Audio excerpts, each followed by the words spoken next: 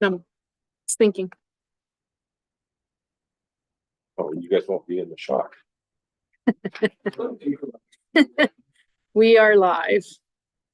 Okay, I'll call the committee of the whole meeting Monday, January 27th, 2025, 2:30 to order. So items up for discussion. There is financial planning capital budget request for departments. Can I get a mover and a seconder? Councillor Marcel. Yeah. So, Councillor Weitzel. All in favor? Okay. So the first item is, go ahead, Sylvie. Actually, I don't have much to say. I'm just going to pass it on to the department heads. And I thought we would start with the fire department. So Fire Chief Farrell, go. In case there's an emergency, I thought we'd get you first. So first, the replacement, we're gonna start this program this year. There's gonna be over 4 years. We seem to be having some issues with our SCBA. We were issued end of life for service, so at the end of this year, they won't be able to repair. And right now we have one that is not out of service and a couple of masks that are out of service because they're failed. I feel we need to bump this up, so we have them. Yeah, so over 3 years, 40,000 first year, so that would be enough to replace all of them on one truck. 2 more and then 2 more after that. Yeah. So that would be, so like it's gonna be 4 years, 48,000 per year is what the estimate is for it. So we have 9 total. Okay. So 48,000 would be for 4. Okay. And then 3 next year to the year after. I think I have it. Right now they're about 12,000 a set. Okay. But each year it'll be going up. So I did add.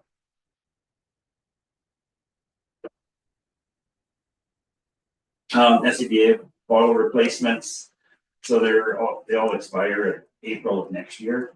Right now, the manufacturers having a deal, buy one, get one free. So if we purchase this year, they'll be half the price, and we'll beat the.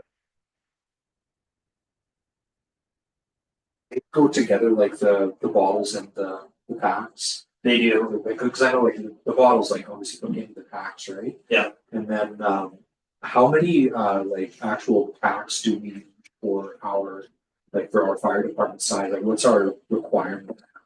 So an engine has to have 4, Okay. and a tender has to have 2, and 3 in our rescue, because we have 3 seat mount ones. Those aren't required, but if we are responding in the rescue, they're in there readily available in case we don't have the tender or the other vehicle, just so we have enough for everyone. But our requirement is 4 in our bumper and 2 in our tender. Okay. And then, like you said, the bottles, they do go together. I think our packs, we bought them near the end of their production run. That's why we didn't get a lot of life out of them, but we did get almost 15 years. And bottles, the carbon fiber ones right now expire. Right now, the Americans are testing to try and get them extended to 30. Be throwing the ones out that we replaced just in case Canada is able to in that. Could we needed to like if we had like let's say we bought new ones and we have like older ones, like would we keep that many on hand at all times? Because you'd have 16 new ones and you have all the old ones that were still good for a bit. Would we be able to recoup anything out of those? No. We might be able to recoup some out of our SCBA packs.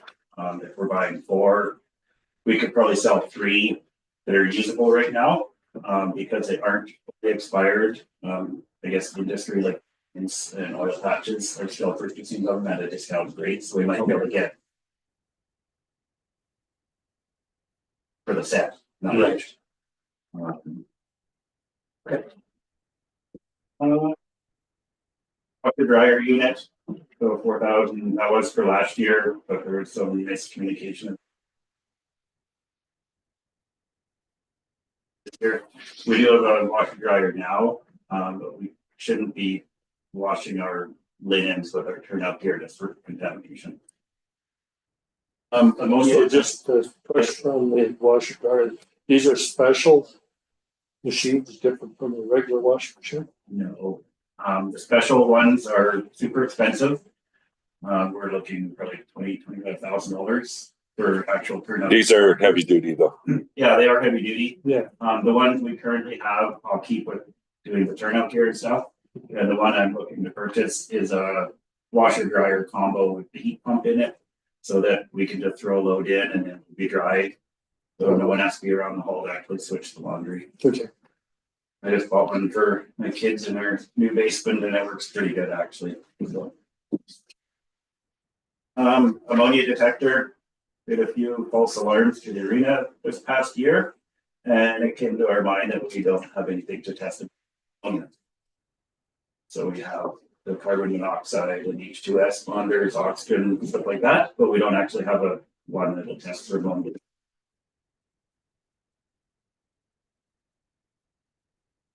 Turnout gear. Throwing one in next.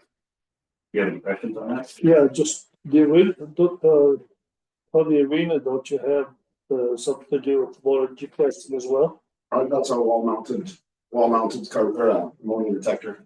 Okay. So, yeah, so, So that just tells us what's in the plant room, it reads what's in the plant room. okay, Not in the main ring itself. Well, we will have one in the main ring as well. Because we're completely detached. So that's kind of a saving grace, but we have to replace ours because it was at the end of its life. yeah, no, That's the one that's in the plant, that's basically tells my guys if you can go in or not. And this new one that we're proposing, that would go in like the more like, it would cover more area. Oh, Yeah, we're- it'll be personal. Yeah, we're gonna stay focused on the fire rescue right yeah, now. okay, so we're not talking the same thing, one that's gonna be arena, and one that's not. Oh, No, this would be a portable one we could bring on scene, okay. and we would be able to read readings outside. Okay. For people. Yeah. More for responding, 'cause like Massey said, his is locked up inside the tow. Yeah, I just saw that there was one on both issues. We didn't use other places than the arena? No, there's no other, Unfortunately, so there's no other ammonia. Certainly no one. No. Yeah, okay, or that's the only thing that detects is ammonia? Yeah. Okay, yeah, we do have a 4-gas one, unfortunately ammonia has to be on itself. Bulk of the cost is the testing equipment in the base station, so if it does. Fail down the road, it'll be like $700 or $800 just to replace the unit itself. It's the bulk of it, that's the setup fee. Here, so like, right now we're maxed at our smaller peoples in our department, so if we get any more sure, team members, I'll need to purchase more gear for them. So what is turnout gear?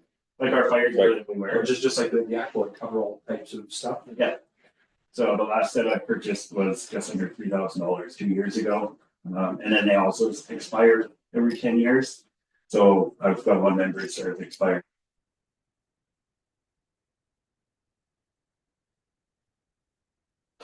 how long does it take to get a sub gear? I haven't ordered 2 years ago, it was 7 months. Yeah, okay, so. Pick up the phone, send it by Amazon, you get one. You can buy some like that. No, I just. It's ready to made, but it's not very comfortable to wear. And the price isn't, So is this like this or specific to one individual? yes, it is. Okay. And we do have gear that is expired that they practice as a train with. So that I know they're gonna stick around in the department before going and purchasing this much on a one person gear. Just can't go near fires. This would be for ropes or if Chuck needed something down a manhole for confined space rescue. It'll keep the ropes up off the ground and protect our like safety ropes. Right now when we're doing practices, their ropes are dragging in the dirt and the mud with potential for damage. That's it. And it looks like that looks like certainty to be paying for that. Yeah, so I think still be So you guys know about our agreement for $7,500 a year, and the tripod $7,500. So I'm just hoping that. Okay. And then I've got two that I'm gonna be submitting for a grant in the fall for forcible entry for training exercises for $7,600.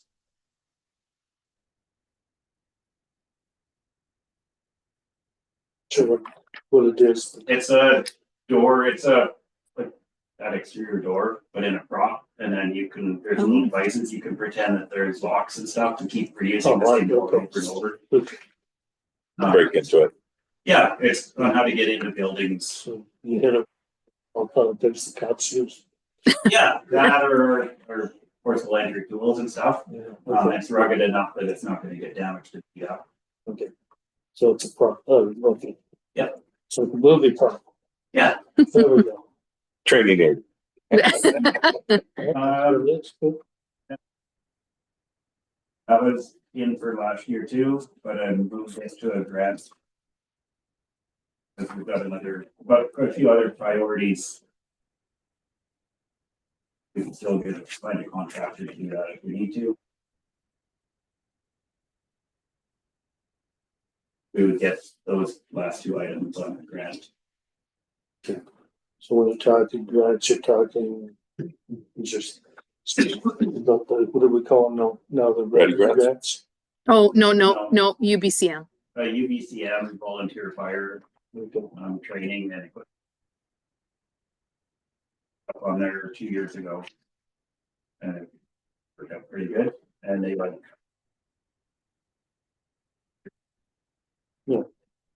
Okay, that's good.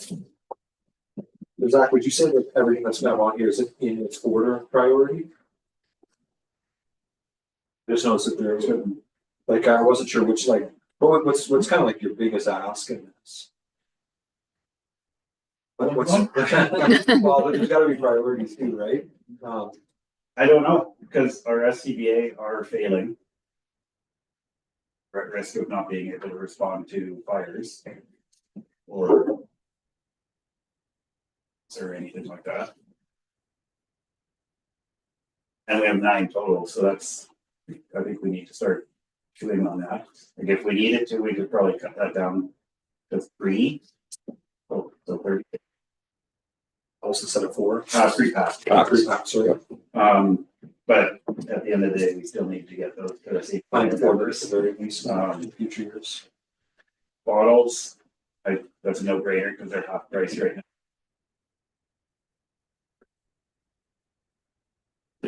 Yeah, I don't, maybe the ammonia detector, but that would just put me at, if we got a call for ammonia, we don't go. So really the only. Is that really, I'll just stand up there trying to think. So it's about 38,000 or 17,000 for the whole, everything but the bottles and the packs. And, those 3 are done.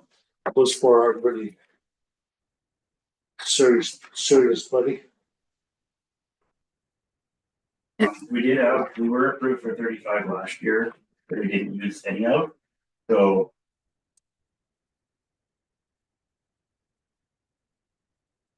about 3,500, 4,000 in fundraising a year. That money went in there last year and that'll come in again this year. So you had a certain amount of funds available now. Whatever's surplus. And you know, that is. If I may, Yeah. did you not say that this washer and dryer was supposed to be spent in 2024? So that was already budgeted but forgotten or missed. Yes. So it could carry over Yeah. from last year, that those funds would still be Yeah. available. Yeah. So that's, and then the CertainTeed one as well, kind of in out Good. paid for. Not that far off.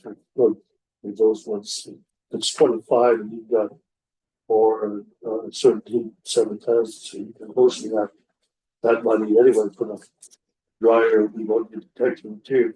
They're not getting to. Mhm. So it's just the patch that is a big item? And the bottles. Yeah. That's the bonus. So it's 54,000 and 56,000.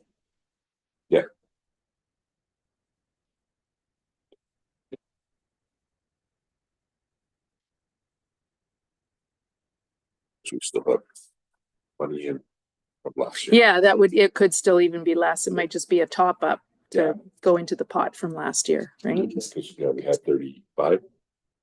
Yeah, So, we yeah. approved by carryover. Including 3,500 in fundraising. Which is not much more than we get on an annual basis. Yeah. And if we needed to get into our equipment reserve to make the 4-packs happen, it'd be fine with that, because that would outfit one full truck. Like otherwise we'd have 3 plus one.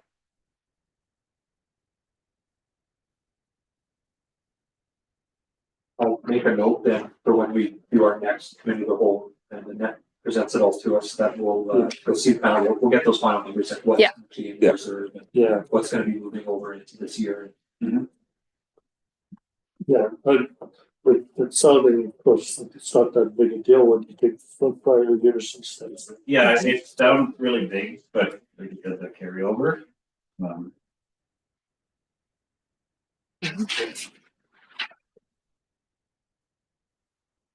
So when we get the finance, the net numbers from the finance department. But when you talk safety and stuff like that, it's always. When you do it. Yeah. Do you, it's not really really a want, it's a need. Mhm. Thanks for that, Zach. Yeah, thank you. Any further questions? No? Okay, we'll go forward. The next one will be Matthew. I divided my areas. I started off on the beach.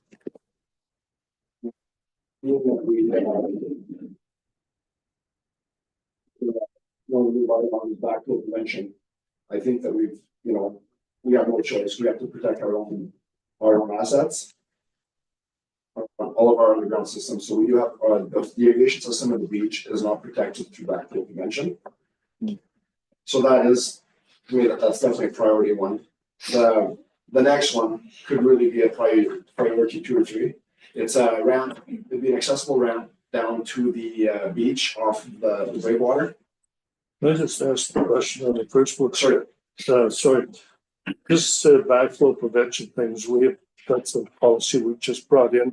Do we have a budget to install ones in the village? I'm looking at Mr. Pronk and he says no. Is that something that, I mean, we're gonna have to do it for all the irrigation systems up here in the bold, I would say. Most of them are done.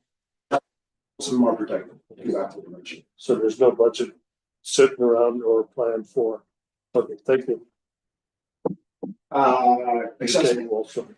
Accessible ramp. We had a request last year, a couple years ago.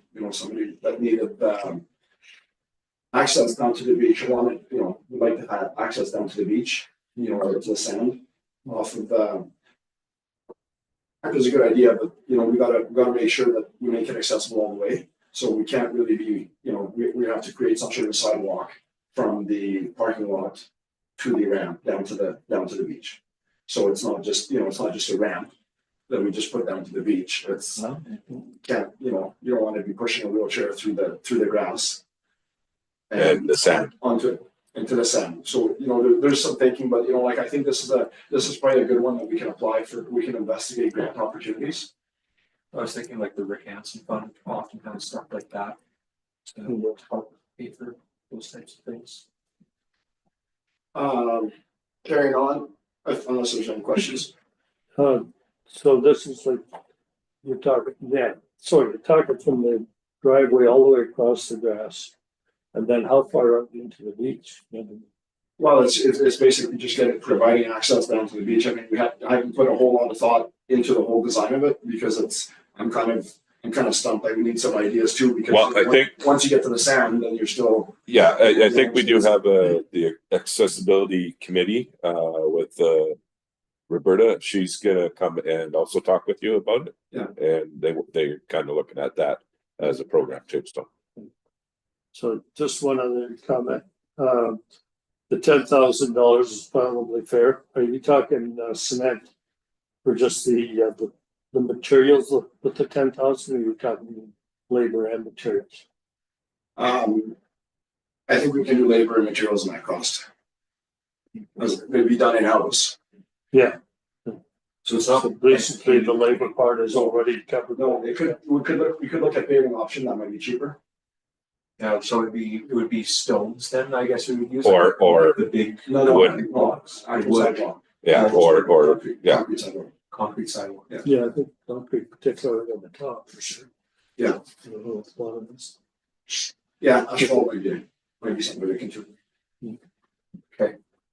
Yeah, the one on the bottom could be affected by high water, couldn't it?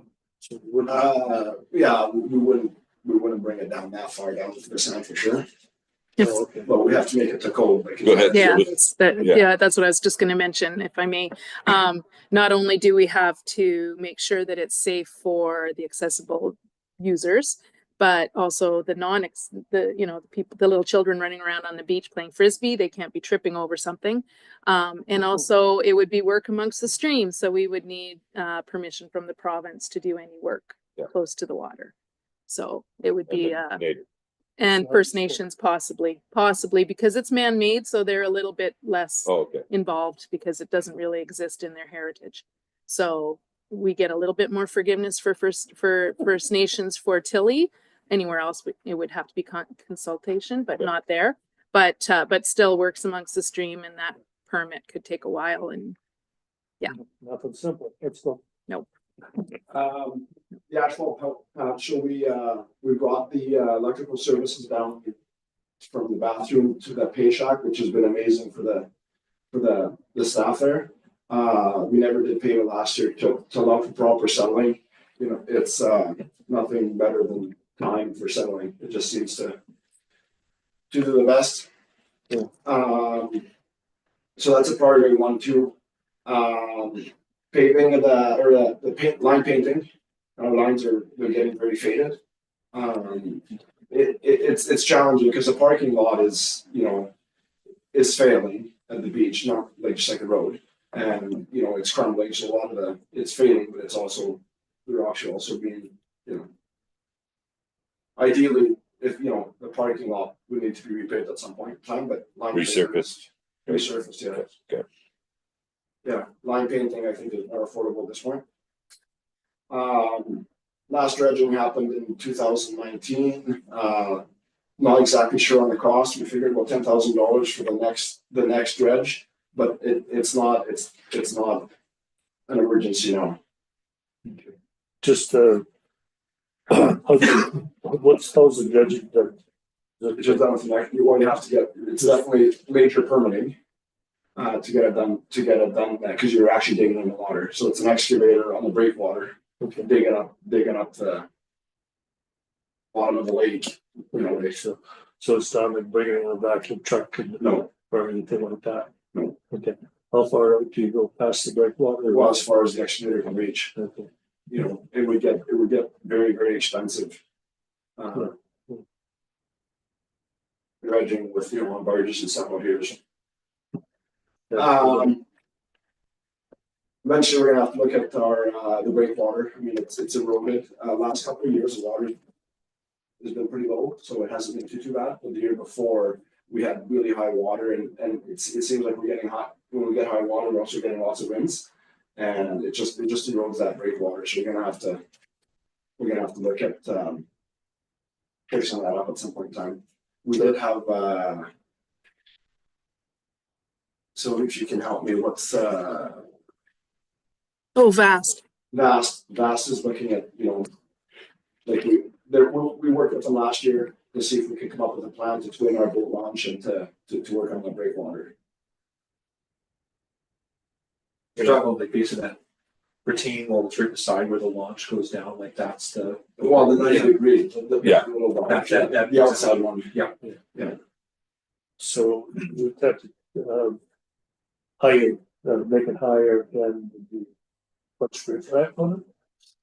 Yeah, I would think so. I mean, it's just, Whatever it's called. yeah, because the rocks themselves haven't moved, but I mean, it was earthed a little nicer, you know, Yeah, and that's the stuff that's kind of made away.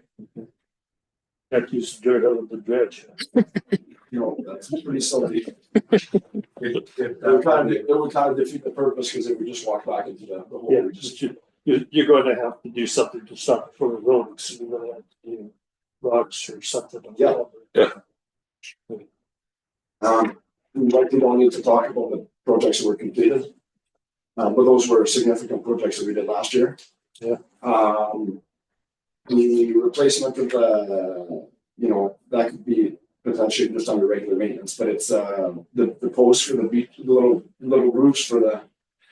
We replaced 11 last year. We need 7 more to replace, but the ones that we didn't replace last year are looking pretty good. So it's going to have to come, but doesn't necessarily have to come this year. So that's $2,000. Question mark. What's the cost per post about? Cost for posts, you're looking at $100 a post, but there's a lot of labor that goes involved because there's lots of milling to do to get them to fit. And it's not, we don't do that in house, we send it. to No, somebody. no, I He does. did it all last year. It's just that, it was like a week and a half's worth of work. And you're looking for things to do this year, right? No. That's false. 2 months. 2026 is looking good on that. Yeah. Moving to the arena. So although this is an ask, it's already been purchased, it's on its way. It's something that failed at the end of, one of my boilers failed. And I had to order the boiler. You can't be without hot water in Arizona. Doesn't make for very good items. Emergency lights, we need a big revamp, with all the power outages that we've had. It's kind of clear that, a lot of the stuff that we had was donated from the sawmill. Yeah. The lighting is very dated. And if we went newer battery packs and LED lighting, it lasts a lot longer. Last year we had a 4.5, 5 hour power outage where people we were actually in the parking lot because you have no idea when the park's gonna come back on again. So we actually had to feed people in the parking lot while the power was out. But our lights didn't last 5 hours, for sure. But that's already been added in the RDK draft budget. And so that wouldn't be so all of the arena stuff is all Columbia Valley Recreation. recreation. So it's not a big hit to us directly. The rubber matting, sorry, go ahead. Sorry, just the same question there. Is that material and labor when you talk about the lighting and the Yes. mats and all of that? Well, that's what I have for budget. So that's gonna have to include. Yeah, so like, cause how do you keep pays the labor when you're working on that too? Yeah. Okay, that's good. Yeah, so the rubber matting, that was part of my 30-year capital plan, which was done 20-year capital plan, which was done a number of years back. So it's happening. That $35,000 is waiting for us with the RDK there. Need to go over what's been completed last year there as well. So DC, what do we have here? DC, the flower. Yeah. That was So geez, I'm sorry, you got $14,000 back to the compressor rebuild. Yeah. And just so I understand, it's 14,000 currently on 24 rebuild. So this money is already sitting there. that's already been Well, spent. It's already done. That project is completed. This is Okay. this was my 5-year plan last year. That's why I wanted Okay. to mention the things that were completed last year. Good work. Good. So the players' entrance has been a huge asset to the arena. It worked really well. we did burn up the entire budget, but it was a massive improvement to the arena. It looks really, really good, I want to say, and I know I really like using it. It looks like we are still getting a lot of that ice, it's still dripping off there, like just off to the side. Yeah, Like I'm sure you've noticed it too, but yeah. I don't know how we get around that. Well, the door used to be out That way. east, Yeah, and it was a complete problem. Now Yeah, it's it is on the other side, It's for sure. kind of on that corner, Yeah. but it's not in the direct path where people are coming in. So that's why I located that players entrance there. Yeah.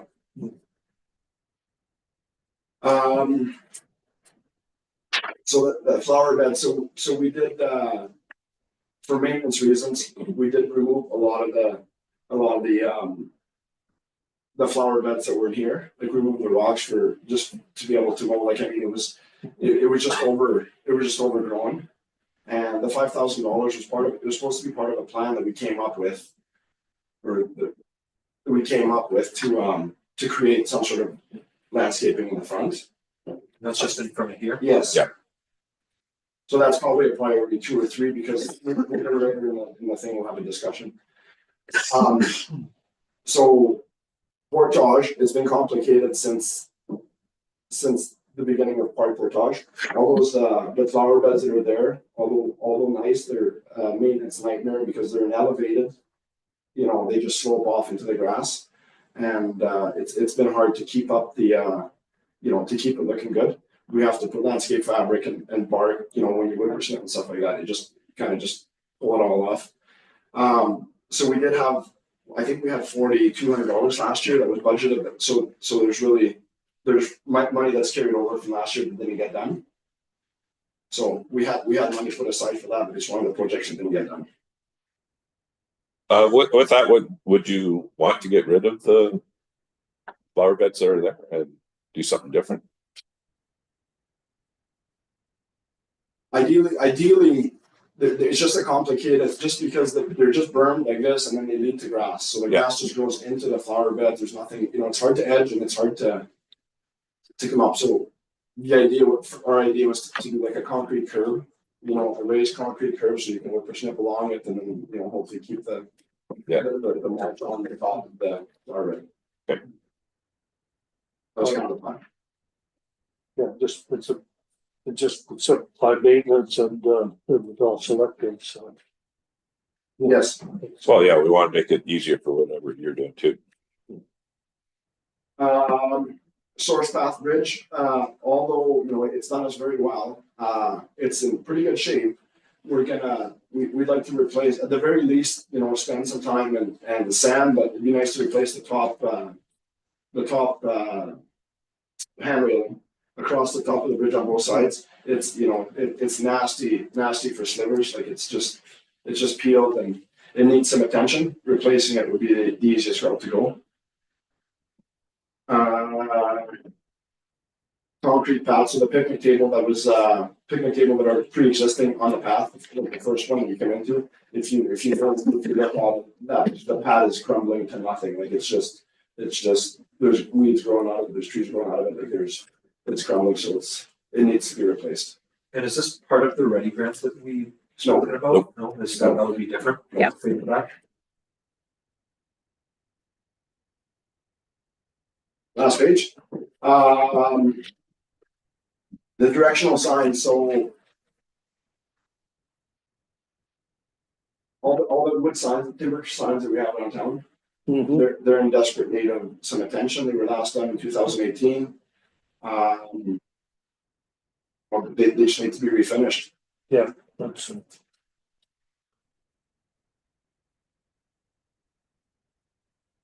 was on my list of things that have to be done and should be looked at. Done by council. Well, Yeah. I guess volunteers built it the first time, so we sounded boards in that thing for weeks. No, but that's just an ongoing maintenance thing, and they are, I think they're an addition to our town that makes a lot of sense. People wandering in.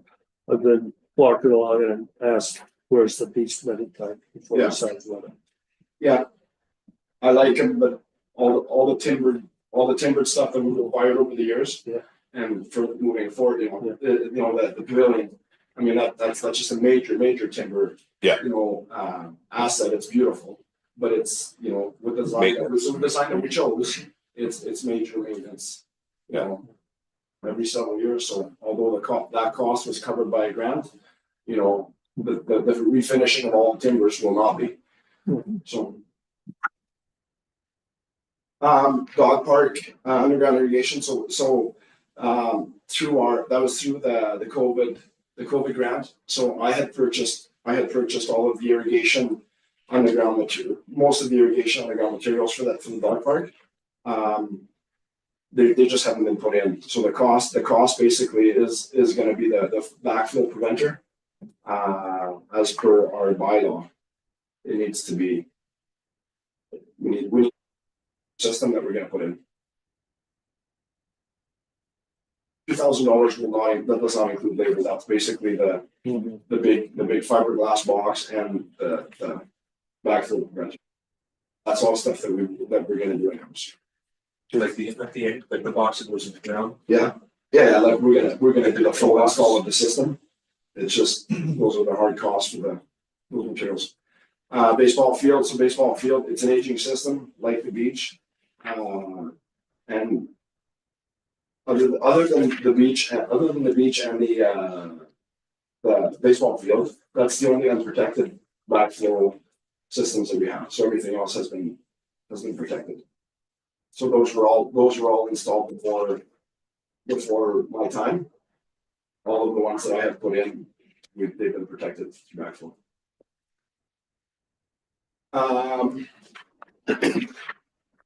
So the next one here, the picnic tables at the staging area, picnic tables.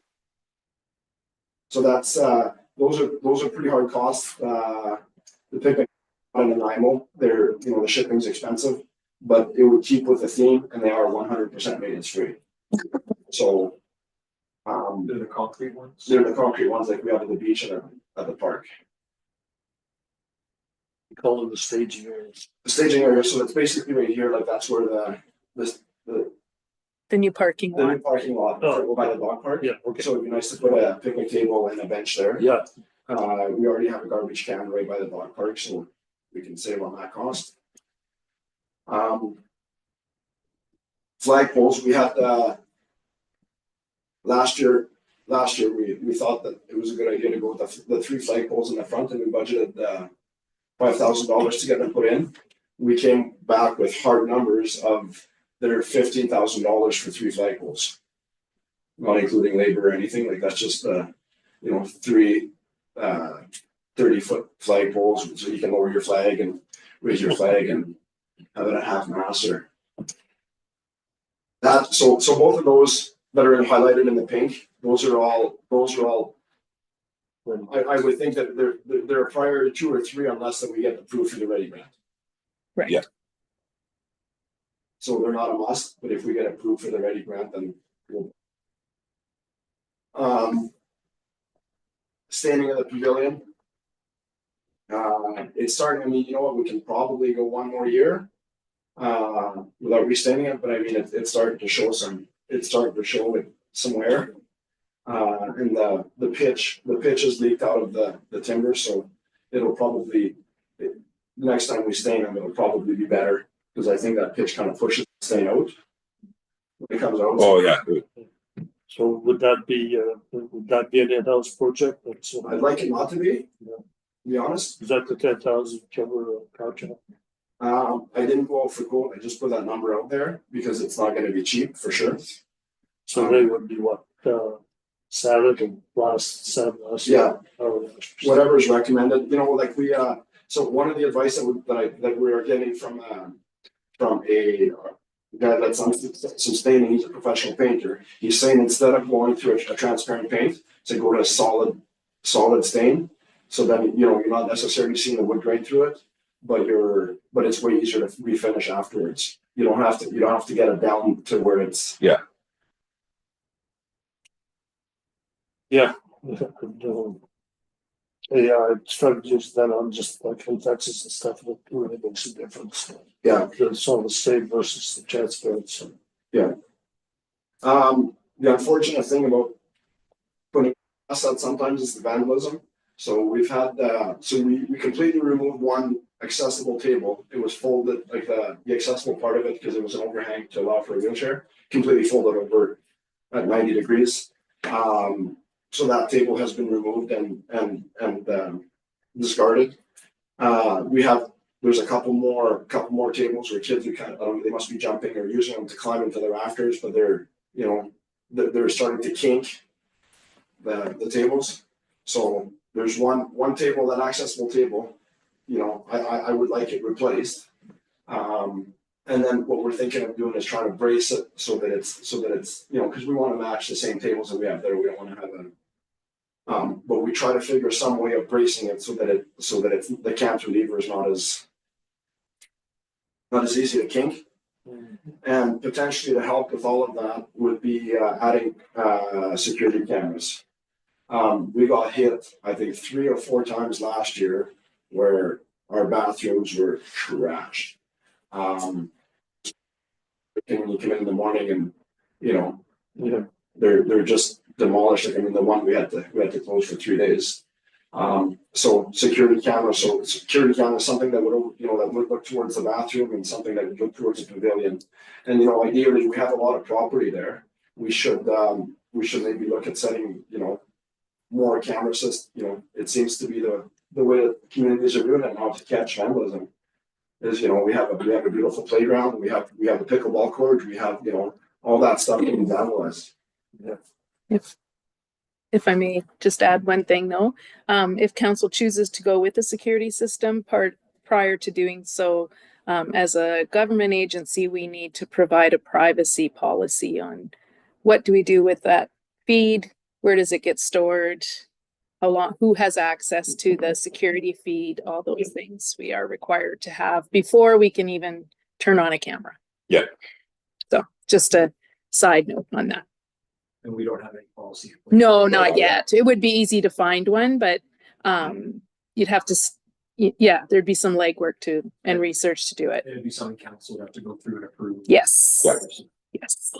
But I personally agree with you. It'd be a good idea to try to get something up there. There's a lot of vandalism in that area, and it would be good to have some security cameras just so that we can see who's doing what. Yeah, because the cost of the camera system, although there's a cost to it, replacing those 3 picnic tables without the damage they did inside the bathrooms is, it's twice as much to replace the tables as it is to put cameras. And I know that cameras aren't going to catch everything, but they could at the very least deter people. Yeah. But maybe I think you have to put a sign up saying we have cameras, so maybe just having them around is a deterrent for some of it. Yeah, it's such a shame that you got stuff like that, and we just busted up. Okay. Any other questions? I do want to say just one more thing. Yeah. Like over the years, the village has gained a lot of very valuable assets, through the pickleball courts, the pavilion, I'm assuming in the near future is going to be the Water splash park. Yeah. There's a cost to the village. Like once all that stuff is in, although it may not be a cost to put it in, it becomes a major cost for maintenance, moving forward.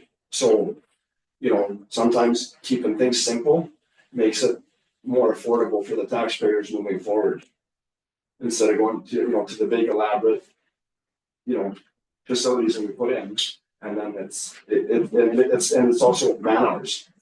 To look after. And I was going to ask you at the end of this, is because we have the splash park that's kind of before us, and we're working to, it's my understanding that they would raise the money, the community group would raise the money to put in the splash park, and then we would take care of the maintenance there. Or has there been any type of work over how much do you think that's going to cost us per year? It's dependent on the design. Yeah. Honestly, because if they go with chlorination, to recycle the water, so that it's either they go chlorination to reuse the water, or else they go, just open tap. And open tap, I mean, it's challenging in the hottest months of the year when you have a water ban on, right? It's the chlorination would be more expensive for sure for man members. I'll just add, because I looked on that. We were asked by the to actually put in a flow through system, so no water treatment. Cost of water treatment would just be atrocious. And maintenance and staff time, because it's done every day or every. So flow through, I think that would really break it down was, if you take an 8-hour day, there's probably 2 hours of those things work because you don't. So the water's, a lot of water probably is getting more than, you're getting your baseball done. So it's not that kind of an issue that you got a lot of water. The water flow, we've never had a problem with water supply. It's just ill use of it. Yeah, that was just, it's a flow through system that's being looked at and being priced as far as. Okay. That's it for me, unless anybody's got questions. Thank you. The next, And Chuck, yeah, Sorry. you, we left him for the last. Oh, sorry. He's expensive.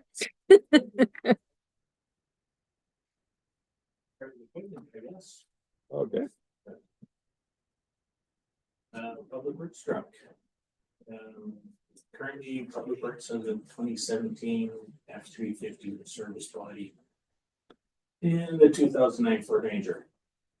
Ranger is a great little truck, but little is the key word. Physically, ergonomically, it's kind of too small for Public Works. Shouldn't be of any value. Just the Zach can use it for the short people here. petite people. Works has currently 3 employees. Only the 2 trucks, we can't split up very effectively. Buses, the Ranger is the only truck with an actual box. It's still too small for hauling. Like any, we're pulling a trailer.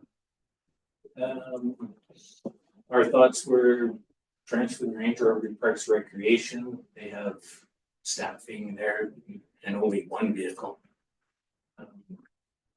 I think it'd be more useful for them than for us, myself. And then we purchase a larger truck that could be used pulling equipment, trailers, whatever, more effectively. I think that's probably a priority 1. A little expensive at 75,000, but So do you need, like, should it be, like a full 1 ton that you have? I don't think a 1 ton, even a half ton would be sufficient. Because we still currently have the 1 ton truck. So we don't really need 2 1 ton. Yeah, so the first 1 ton, like, it's used as part of it. Is that what you lift the pumps off of and stuff? That's our main everyday Swiss Army truck. But there's no bed on that one, right? The No. big one? It's got a service body on. Yeah. So we're currently awaiting the electric van, which is a cargo van that's going to someone to replace the 1 ton. The electric van we use daily. Bring up the 1 ton truck for pulling trailers. But we don't know how well their van's gonna work.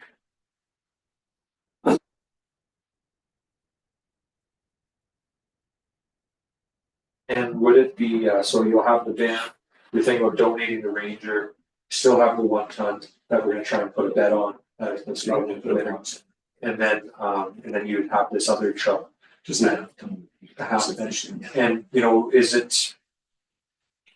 is it okay if we go with a used vehicle versus maybe like a brand new $75,000 truck? Absolutely, can be used. They can be purchased, it's nothing set in stone. And miles on the 2017. Currently it's 88,000 change, 88,000 kilometers-ish. Let's see, just under 90. Ranger has just shy of 200,000. What year is that? That's an order. Yeah.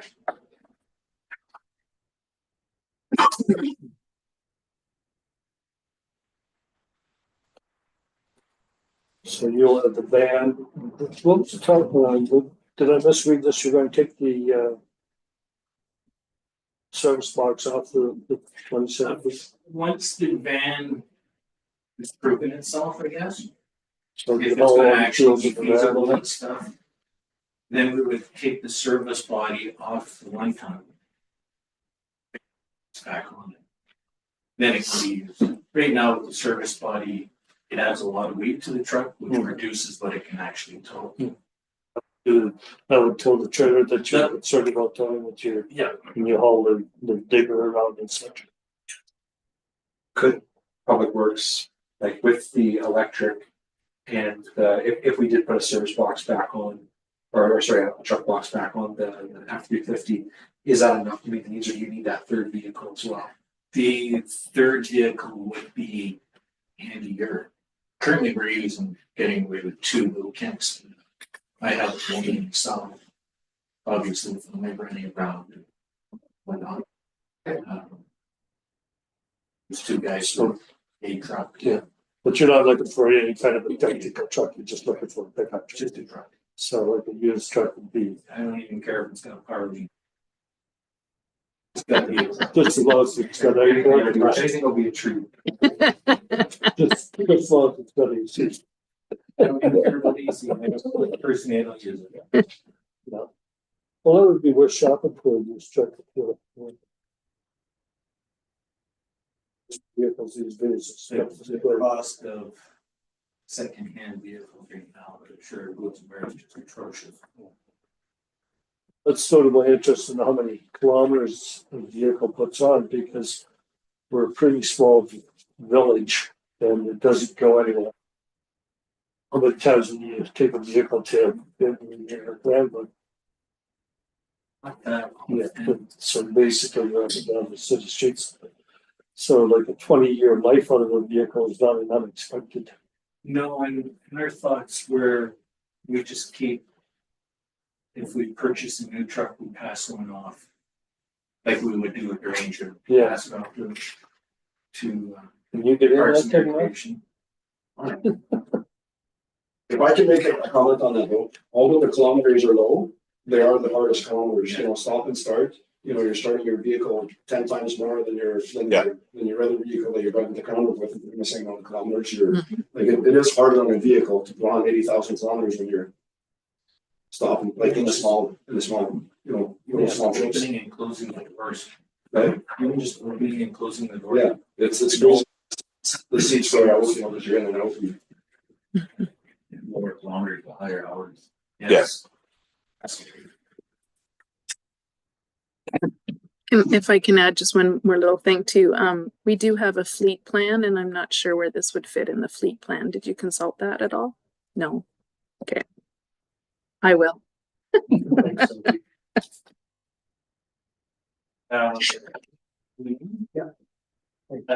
Generator maintenance budget. Village now has 3 permanent backup generators. They need to be maintained and properly tested every year. Not just a simple oil change every year, kind of thing, but actually are required to be load tested. That is really expensive. Works up to roughly $3,000 for 5,000, almost $5,000 per generator. I rounded it up just because it costs to keep going up every year. It'll be about $15,000 per year. It's a third party that would have to. It's a third party, they're out of town, closest is Calgary. Do you start them on a regular basis? We test them every month. They run for 20 minutes to half hour under the load that they'd be providing, Yeah, but it's not an actual load test. Yes, it says, yes, okay, it's working. yeah, so that's, yeah. when they do a load test, it actually runs the generator as hard as it can be ran for now. It proves that it can put out that. Well, it's warm, still proof. Yeah, no, it's good.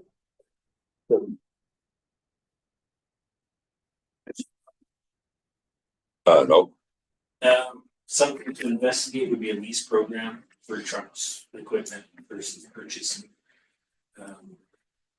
It- do it quick. For example, for a Bobcat, new skid steer, basically exactly what we have. Purchase price is 82,597, outright purchase, and lease terms. Basically $1,800 to anywhere to $1,000 a month. Purchasing. With a small buyout or Like like you would a value purchase option at the end of the lease. Yeah, you can buy out at the end of the lease for what's they feel the machine is worth, or what's that? get a new machine. Yeah. Plan two, fleet plan two. Pardon me? Wasn't that in with their fleet plan too, was to look at? Well, yeah, so MFA, Municipal Finance Authority, used to lease vehicles. That's how we bought the fire truck, was through MFA with a very low interest rate that the average person can't get other than a local government. But I think we heard that they had ceased doing leasing, but now I think they're back doing leasing. Is that? Well, Wait. it's funny how the interest rates go up under fire. That's right. Oh, and canoe, yes. I think so, yeah. Yes. And that's Right. And so the canoe is a municipal procurement conglomerate thing. I don't know. Anyway, the province of BC entered into this procurement people, and they've done all the legwork to make sure it's all from Canada, all competitive and all that, and meets the trade agreements, and municipalities can apply and get the best quote. And I remember when it first came out, the city of Golden, or the town of Golden, saved $100,000 off their fire truck that they purchased by going through, because then they source out all these contracts and things, and then municipalities can go straight to them. So, Well, that makes a lot of sense because they do set the standards for them, particularly like the fire trucks and equipment like that. They set a standard, and they don't tell you what, like you have to pay for all the extras to meet that standard. mhm. So it gets to be very expensive on real estate. That's probably a good source to look into. Mhm.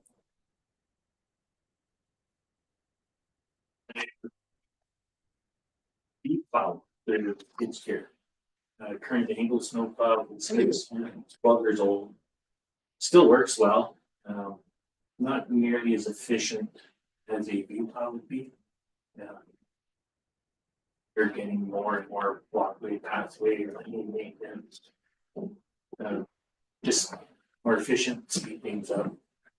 The skid steer is relied on a lot to help out a lot of stuff, more efficient, convenient, better. That's that white machine I see going on the sidewalks there. The plow's gonna be roughly $15,000. Just for the plow. Just in the plow attachment, yes. That's not what it's all. No, it's Just as detachment. yeah, it's literally push Oh, buttons yes. and unplug the hoses. Oh, okay. Very easy install. How will that work where you've got the barriers on both sides?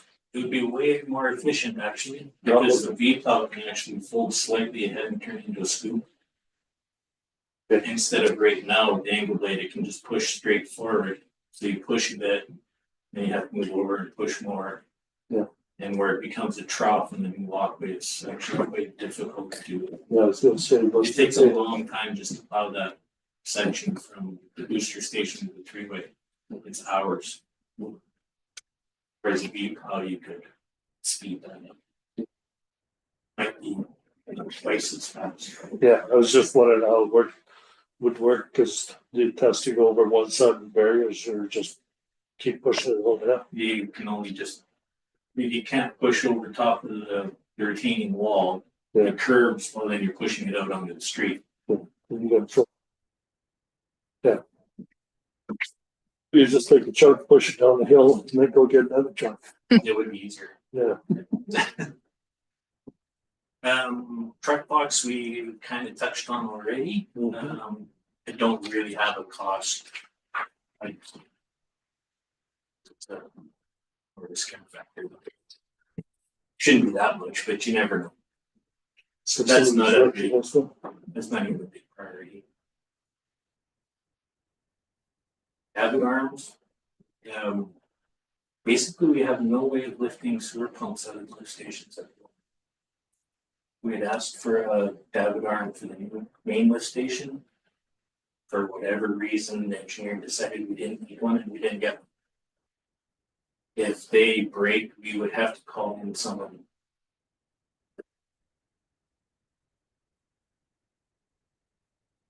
To the smaller lift station, may be able to do the crane on our truck, but I kind of doubt that too. Doesn't happen often where you need to lift them out, but we do use them out.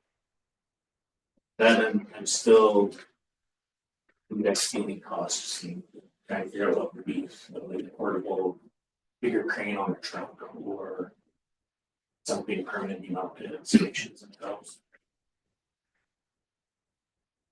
So that's not a huge priority at the moment. But to lift the pump, did we do it? We have in the past, it's more so the two lift station on Shaughnessy.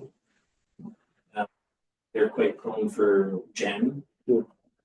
So you basically, you lift them up, you dig out whatever's jamming it up, you put them back in. Dennis doesn't have a tow truck anymore. Well, Dennis with his black tow truck, he would lift it out with that. That's not available to us anymore, so worst case, we could get them out, but we're safe enough, be happy to see the excavator there, that they don't waste anything on the bottom. Could be done, Yeah. but not the safest way.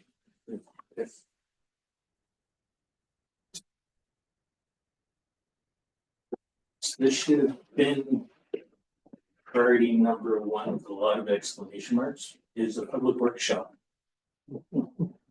We're still currently renting a building that used to be the grocery store. A very poor contract. It expires, I believe, in 2026. The landlord has expressed he wants to increase the rent to the max that he can get for the place. And maybe not even rent to us. So basically we would be homeless because there's nowhere else for us to go. Yeah. Currently working on vehicles, equipment, etc. in the back alley, which is not great when it's 30 below. Or rain, Or, 30 above. so what are you looking for? I- One bay, two bay? Ideally 2 bays, tall ceiling. We can get anything we want inside it to work on. The yard, the storage. You have our equipment and stuff that you can see is scattered all over town, wherever we.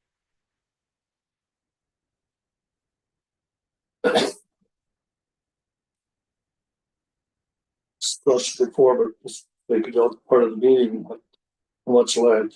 1, 2, Um, 1 acre? That's about the size of this area. That, yeah, correct? Over here, yeah, beside us. Mhm. if we had that property, we would mostly do.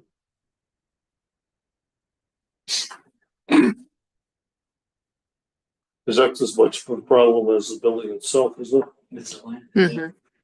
So have you looked into any type of buildings like Quonset huts, cinder block, stick built? We've looked at, in the past, we've looked at stick frame buildings, we look at ones that style more of a box. Or You something can better, add to cause you could, as you go. the attitude would be easier if it was high, as opposed to a quad, so, Yes, kind of fixed. maybe even I'd up to fire hall, so I could get it. And that is something that we've been discussing too. So Yeah, that's- we will, Cause like, I mean, that building there, other than the yard. Yeah. But that building there would be plenty for us, But the yard would be an important factor too. but we do need a yard somewhere. Just what it costs for winter sand. It's about $700 a truckload to have it delivered here, which you can't get around, you still have to have it delivered. We constantly have it delivered because we have nowhere to keep it other than our salt shed, which doesn't hold a winter's worth. So Christmas comes along, they go on holidays. The one year they were closed for 3 weeks and we almost ran out of sand because we couldn't store it. so yeah, it's definitely something that we got to get a little bit more with the fire department as well, so. And if I may, speaking of WCB earlier with the David Arms, if WCB knew you were laying in the ground doing mechanics, you might be in trouble as well.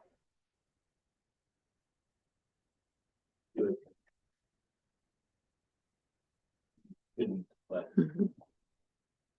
It really is very facility, really is very facility in town that would be available for occasional use. No, You just have some buildings at the mill that they could, store. yeah, we've looked around, there was talk at one time of getting part of E&T trucking shop. But there's Yeah. space, Yeah, share, no, then you have to share a hydro bill, okay, well, who'd use I, it more? I was thinking more like a short-term rental to go do a job on a truck.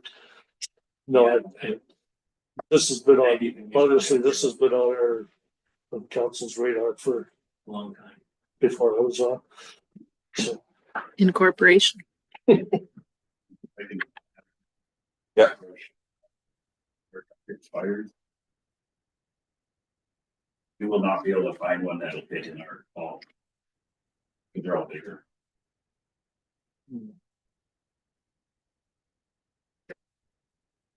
Custom built you one.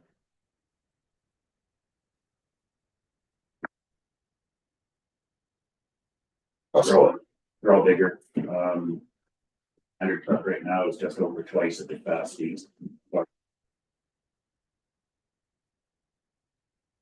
Just wondering how it is that we do, these are major capital things that we're trying. Major capital. Is on the entire village's mind and how do we balance that where we have, something that's gonna be over probably close to $1 million probably to build a public workshop, and then we've got another $30 million bill waiting in the wings. So it's gonna be an interesting budget year to talk about things. I do believe most communities are, I think, Zach, correct me if I'm wrong, but I believe there are grants you can apply for new fire halls. Yes. And a lot of communities are incorporating fire hall and public works in the same building. Yes. It's an option, or like we were just speaking, building a fire hall, we could pay build fire hall, whatever. We don't expect a lot for the Taj Mahal or anything, just our time, we're on borrowed time.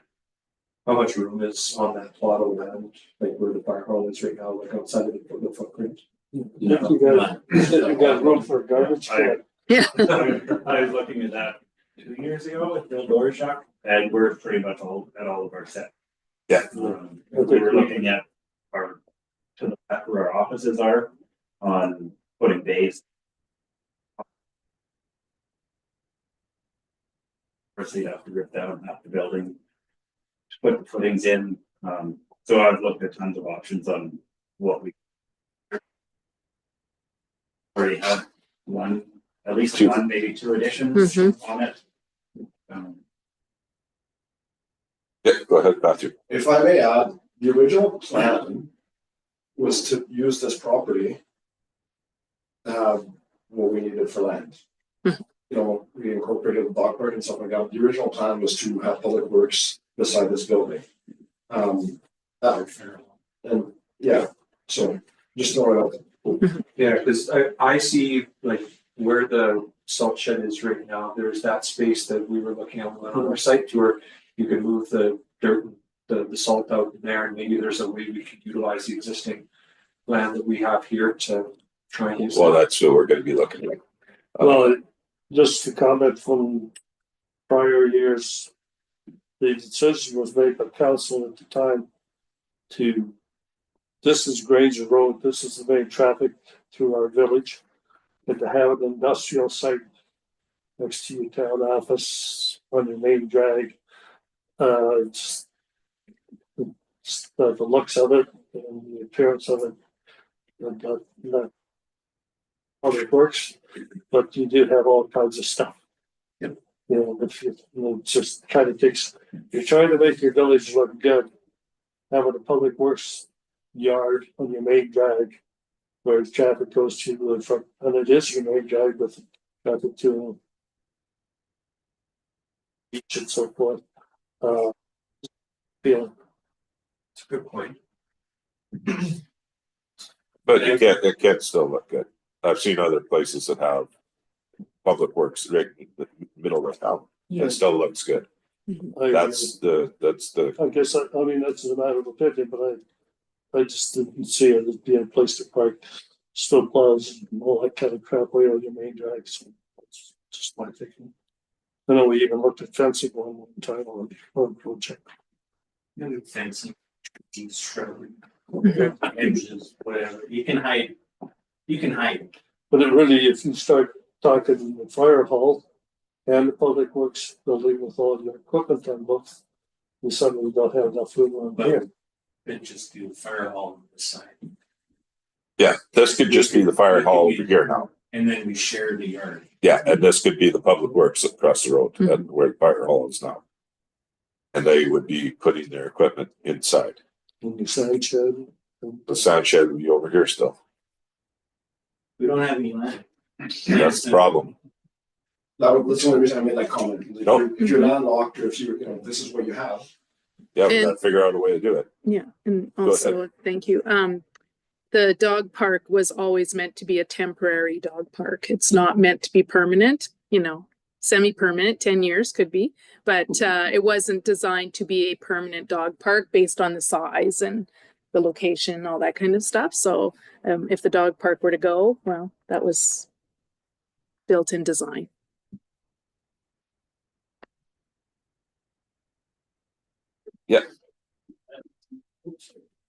The Discovery Center, I have restaining.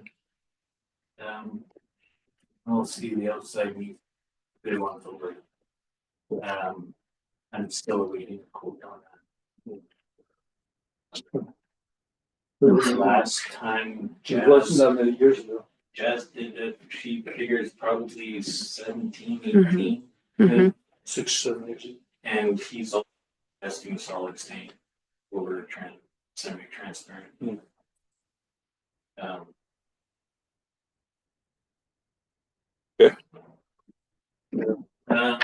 Also got the HVAC upgrades. As you can tell, it's much warmer now. But simply the geothermal system where Just never worked. it never has worked properly. We're done with it. That work's already done, isn't it? The furnace part, but not the AC, Oh, okay. and it'll get raging hot in here. Yeah, no, So, I have a couple of quotes for that already. Built more or less. Actually, I put a little bit higher in quotes, and that's gonna be $15,000 for a heat pump.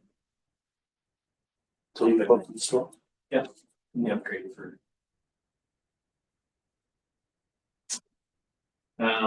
Community hall. We're still waiting on the structural assessment. It's still, It's still, they're using it as training purposes right now. It's kind of neat. We may actually get some 3D work out of it. It's bringing that too much. But it needs electrical work, it needs heating, cooling. yeah. It needs it from basically, other than what walls can you salvage, that's about all. So far the structural assessment doesn't look too bad, considering. Even they were surprised. We still can't really plan to do much if we're gonna go, then we pour down major. Yeah. Structural work. Because that'll have to be done before any kind of upgrade, so. And there are some panels on the roof that need to be replaced inside, right? As in, like ceiling? Yeah. Panel, the tile, yeah, that's a waste of time right now. Okay. Because the old part of the building moves so much that you can strip, I mean, Matthew did it one day. Straighten out all the tiles and turn around and it was windy, they were starting to pop out of place already. As fast as you can straighten them. Which really is a liability. Because they've done, well, one did fall. Yeah. Not long ago, Okay, actually, when the structural assessment guys were there. See, it's like, well. We didn't hit anyone. okay. Once we get this report, we have called that the emergency reception center. So that can unlock some funding for granting. Yes. If we wanted to enter, that would unlock even more funds. So we're to go down. It'd be interesting to have a, assuming that the structure foundation base is there, it'd be interesting to have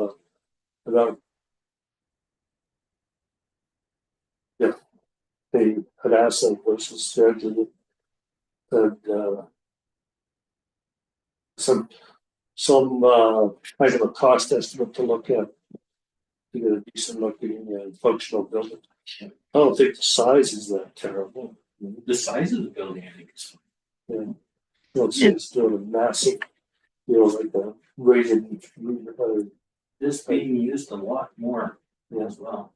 Good, so If I may, however, it is being used much more than it was. However, to build a new one, it does not get used that much. No. Now, maybe if it was a brand new building, the use would increase. But when you factor in all the free rentals we give out, and then just the limited, probably half the rentals are donated fees. And so we really don't make enough money to warrant a new one. You're probably lucky to pay the utility bill. Yeah, I don't even think we do. So that is a consideration. I know we had a plebiscite a couple years ago that the community was okay with us investigating the costs, but we haven't proceeded with that because really it's a lot of tax dollars for the little use that it's getting used. The place to see what you could do with it. So you have some idea of a function. Like, there's the pavilion in the Ponderosa Center, which gives you a pretty good stage option. So a larger building is probably not a requirement. It's just basically clean it up, power, we see all the rest of that stuff. Somebody took a look at it, you might be surprised, and a lot of surprise when you buy a 2x4 these days for cost, so I'm sure you get millions. That's just $1 more $1 million program. Just throw it in. Yes, go ahead. I'm pretty sure GAO Lakeland had approval from CBT to do all the work. We did, yeah, On this engineer. yes, Yeah, windows, doors, electrical upgrades. and, If the bills infrastructure. Yes. Yes. Structurally.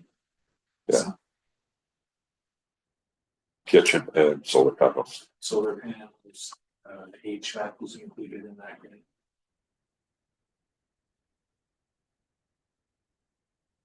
The water system, well, we all know what to cheat, that's it.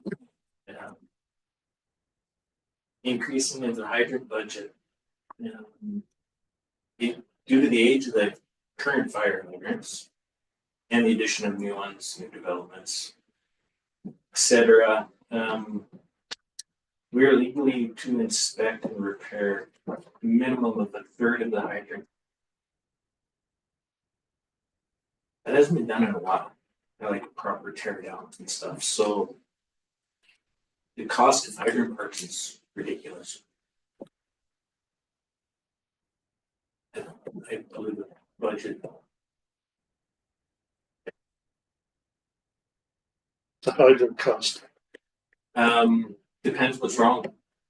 just brand new. Oh, new ones, I think they're like 15. Like, Not that, yeah, the piping, everything.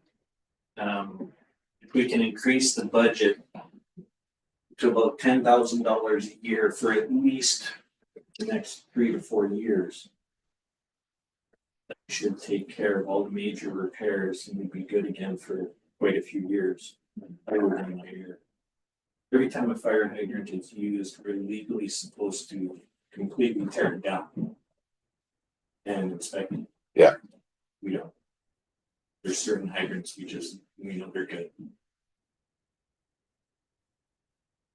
This team are very diligent on letting us know which hydrants they've used.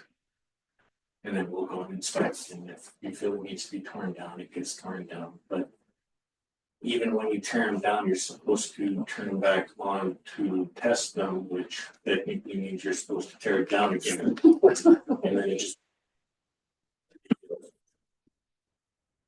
But it's a lot of work and a lot of cost.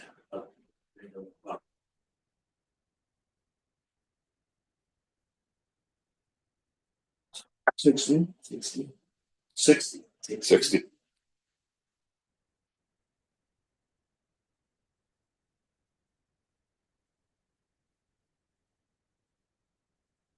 Try and do 30 a year. Or try it, but if we can get 20. Yeah. Did 20 last year. It was expensive. Some of them were put back together with different parts because we just couldn't even get that. you got a hydrant like that, would it be better to make the investment and buy a new one?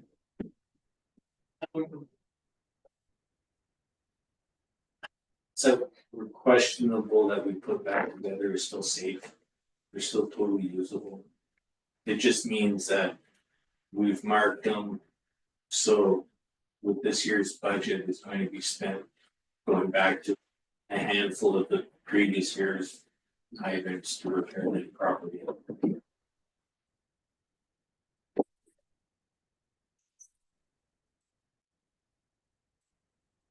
Do you feel there's some that need replaced? There's some I would like to replace because I just don't like them. We've got 3 styles of hydrants currently in town, which means we need 3 sets of tools to tear them all apart because not one is the same as the other. Then you need 3 sets of inventory for all the parts and pieces to fix them and maintain them. So I would like to reduce to 2 hydrant styles. So there's certain hydrant style that you don't like that should be replaced. Yes, but that would That can fall in that whole water system upgrades. Okay. Because they don't have pump reports on them either, and they probably should for their location. Okay, So that's something that can be looked at the same time. Two of them that I would like to see replaced, they're on a 4-inch water system, water line currently. oh, yeah, we got to place that So anyways. if we're replacing the 4-inch to a 6-inch, we should be doing all the valves anyways. Yeah. The hydrants that are on it, if they're correctly kind of thing. Yeah. Eagle's Nest water main blow off. So at the very north end of the water system, there's a standpipe that we use to flush the Eagle's Nest system out. Eagle's Nest, fire flows and everything are pretty decent out there. But lack of use creates stagnant water, which creates more problems. So we have to flush that. We flush it every Tuesday. Basically, we run 50,000 liters of water back into the lake. You know what, local sprinkler. Yeah. Truck it back in. It's a very inadequate, because it's only a 2-inch. 4-inch blow off would be more adequate and actually require less water to flush. Get a decent flush, you could run it for a fraction of the time. Because the French would allow more velocity, more water that wants to go. That's probably gonna be around $10,000, I guess, for the basically. Again, it's not this year. Can I ask a question on that?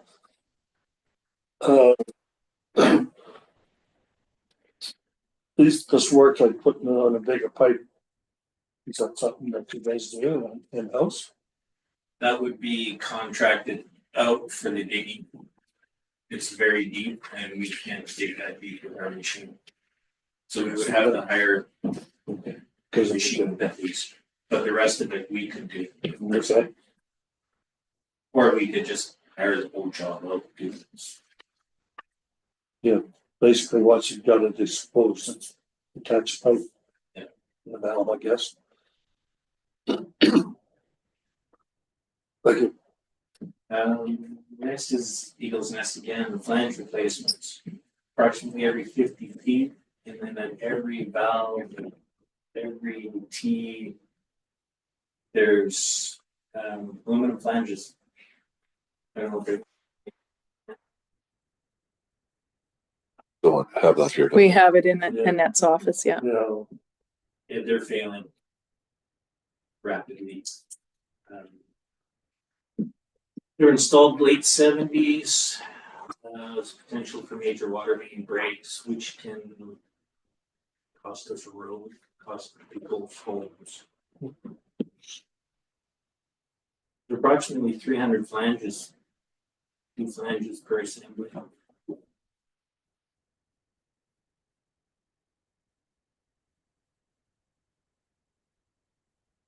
so would it, Properly replaces probably about $5,000 of flange assembly. so would it be practical both for the future, to start and do 500 meters of pipe or flanges or not, and we would over a series of years We could either, and use new materials and, yeah, vinyl pipe or whatever you want. we could either do, let's say 5 flanges a year ourselves. Or get a contractor in to properly fuse the pipes, which is the proper fix. Like replace the pipe and everything. Well, just for the flange part. Or look at replacing the entire water main. So what is the water main, is it size? It's sized, but okay, it's a 6-inch currently. Okay, The pipe itself is great, it's HDPE pipe. Very durable, it's what, the only thing they use for directional drilling, directional drilling water line. But these ones, for whatever reason, they chose to have pulled together lengths of pipe. It came on a flatbed 50-foot lengths of pipe.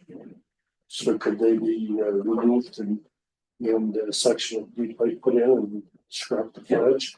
It could, Don't they? Or what he was talking about, fusing them together. or Yeah. properly fuse them Yeah. together, which we've had done. Valve. In Cottage Lane, where it drops over the hill towards, Lawrence Place. Yeah. We had that valve repaired. Now it was a valve. There was 3 flanges to do there just because of the configuration. And that ran us close to $10,000, but properly fused Then connection. all the connections. Still using, that included a new valve, but reusing the original pipe. And the pipe itself is fine. It's just digging up Yeah. every 50 feet and you're looking for the flanges because then we've done one repair. Flange was leaking, we exposed the T where it went to a fire hydrant, and for whatever reason, that was fused. So we can't even guarantee that. But you'd be better off fusing all the joints rather than putting new flanges on. I think fusing would be better. Yeah, if you're gonna dig a hole and do all the work, you do the permanent solution. And if you fuse them, it's not going to, it's not more prone to corroding or. Well, because it's Solid- all, it's solid basically Just goes for the. plastic welding. And like, so they don't, we don't have to worry about like the buildup of the minerals inside or anything like that. Cause you feel like fusing it would be cheaper because now there's no real, like not as many parts, right? Because you're just down here. So right now, for example, if flange fails and you go to repair it, we have repair claims. They're, let's say they're around $2,000 each, and it requires 2 of them and a section of pipe. So still pretty, But you end up, your flange assembly is 6 to 8 inches as an assembly. By the time you're done, you've had to remove a section of the pipe, get your repairs in. So you're probably $5,000, and it's not really a permanent. Yeah. It becomes permanent, but technically it's not the best repair. So would it be worth looking at something like, what's a machine to fuse them? They're expensive. The fusion machine, a proper one, you can get them cheap for the older machines. So what do you say, cheap, 100,000? You're probably close to that, yeah. It's not Because if you feasible for start the doing town the to math, purchase. You No. start doing the math on 300 flanges at $5,000 a flange, that's $1.5 million. If you Well, buy your own flanges, and a fuse machine, you It's can do half that because there's 2 flanges per assembly. So there's roughly 300 flanges, but there's roughly 150 it. Flanges. assemblies. Yeah. So if you did a fuse job on that, you would never have to go back again, no matter what chemical flange you use. What's the lifespan of that pipe in the ground? It's been there 50 years already.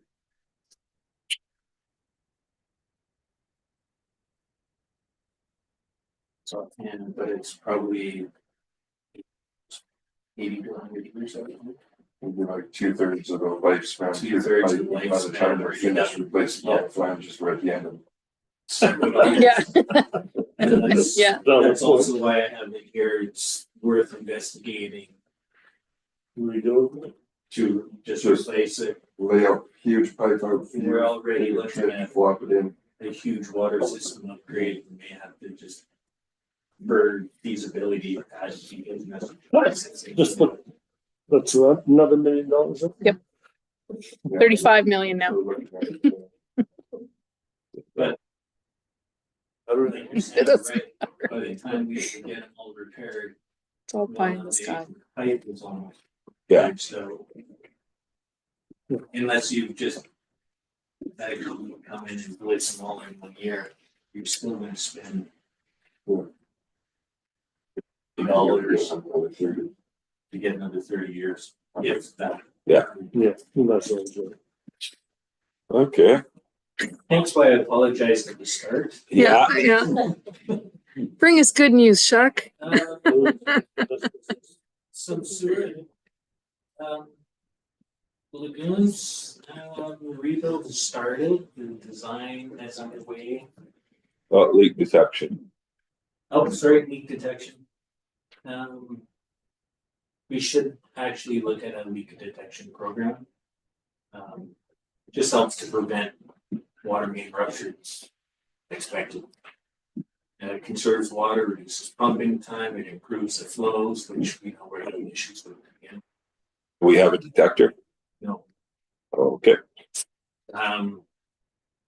It's probably, it would cost about $15,000 to have the leak detection done, but you don't need to do it every year.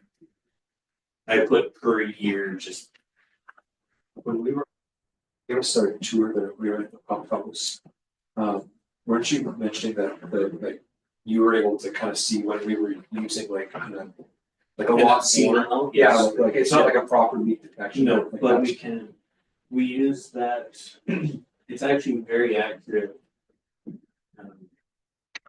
With Eagle's Nest. Because it's a relatively new system to the village. It's an old system, but we've tied into it, so because we've had it for enough time, we have a good idea of how much water we use a day. Walk in every day, we look at the numbers, go, oh. 1,000 more liters than we should have. What's going on? So that gets you in, there's a leak somewhere. Maybe somebody just left the sprinkler around for 3 days, kind of thing.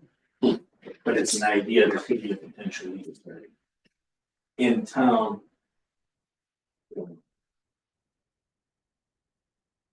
Just tell you where the leak is. That's right. Leak detection Well, will tell us where the Yeah. leak is, but our current method does not.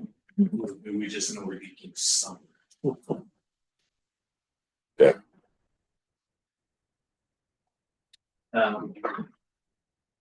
So sewer, yeah, lagoons are, it should be on the bill this year. That's. Okay. That's the good news. Yeah, there's new, there you go. Good news. This station, we should, number 2, this station, we should be looking at that sooner than later. It's 43 years old, it's basically rotting, just like the main station. That's what I'm trying to see. Yes. It's currently servicing half the town. And the majority of the major, the big blocks that are still developing. That's It's on probably, borrowed time, but it's still hanging in there. that's probably part of the water system in the sense that sewer line runs through our aquifer situation. So Yeah. with the water system thinking, want to move that to those lines and change the location of that? Change the location of the lift station. I mean, if you're starting to move less sewer lines because of where they're at. Or you got through the aquifer collection area. Then would that be something that would get involved in that? In the sense that it would be better somewhere else? The way that the rest of the gravity main sewer system runs, we couldn't. you can't You really couldn't. move that lift Okay, station. that's good, yeah, It does need to be slightly relocated, yeah. which means we'll have to purchase some. Expropriate. Expropriate, something like that. Which But Amber will just give us that. Yeah. Just take a look, check it. Something to keep on mind though, if there's a major accident, let's say, and that little hydro pole there gets ripped down, hydro will come and disconnect it, make it safe, but they will never look back and they've already stated that. So it's there's a lot of potential for problems there. Okay. So we'll put it in front of your post. Right, right where the driveway is. Yeah. No. Okay. Roads and paths. We need to increase our paving budget. Our current budget of $45,000 a year. It's not adequate. We can't. They can't really do anything with it. We're currently. We buy a product called Easy Street, so we can do the potholes ourselves. We can repair them ourselves, which saves us a lot of money. But it still doesn't help.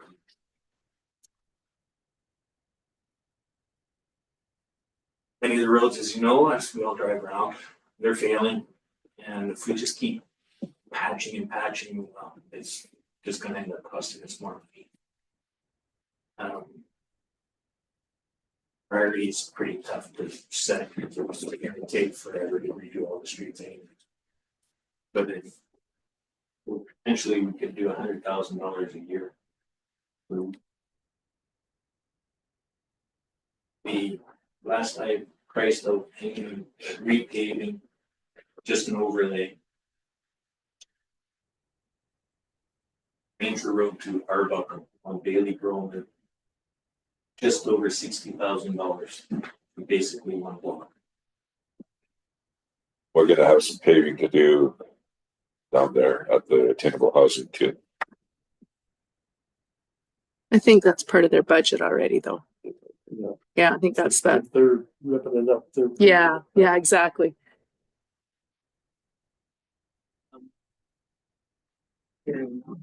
Raised crosswalks at school. I currently have 2 speed bumps that are probably really in my emergency. Right hard in front. They were a temporary experiment solution to the speeding through school zone problem. They're actually meant for parking lots, those speed bumps. They're not supposed to be used on the street, let alone crossing the entire width of the street. But they're effective. Very effective. But the problem being is people slow down, hop over the speed bump, and by the time we get to the school, they're speeding.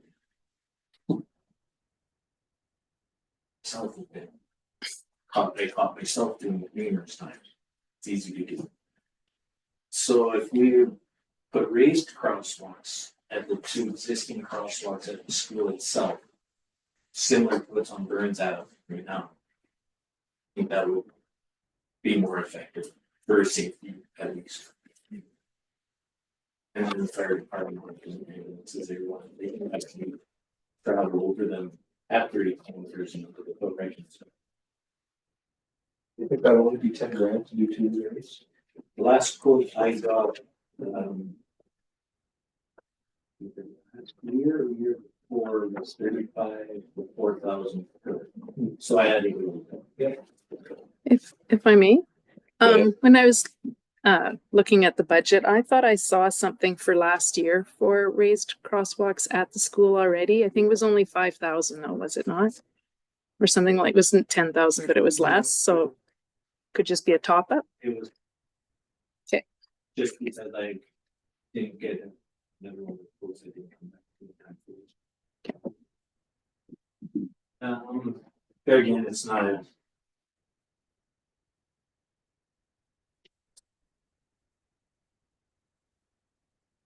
His paving budget maintenance program. He walks around town, I see, and you all know our original walkway is in bad shape. Yep. It needs a lot of work, and as we add more paths like the shore and stuff, eventually it's going to require more commitments. I put 20,000 a year just to get a majority of the repairs done. Do smaller patches.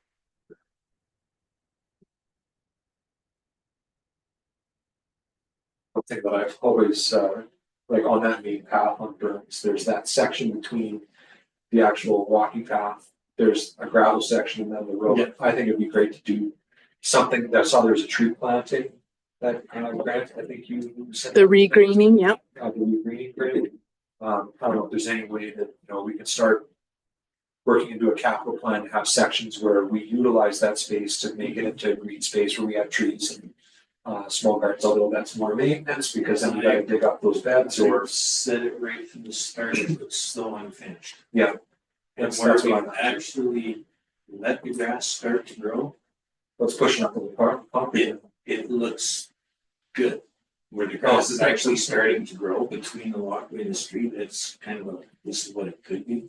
Definitely more maintenance. Or it would be dead most of the summer. Go ahead, Matthew.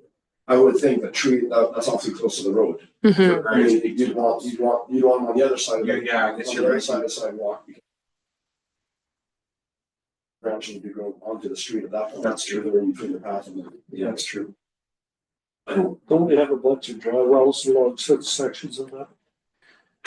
There's a few actual dry wells. And then there's a bunch of just, we've augured holes and filled them up with drain rod and tried to stop the settling.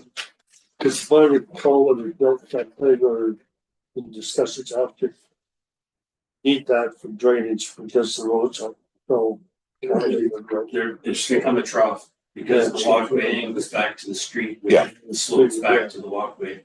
So then does that require the trough pretty much or? Yes, because then you're draining your water off the street into the people's yards if you have continuous. Yeah. So pretty much. We almost need to look at a storm water system along the walkway. And simply grass absorbs a lot of water. If you look in your driveway, Yeah. you've driven on and packed it. You basically rip up a foot of dirt, or foot of gravel, clean You dirt in the could, ground. grass it, but I don't know. It's so close to each other that people drive on it, people parking in it, people.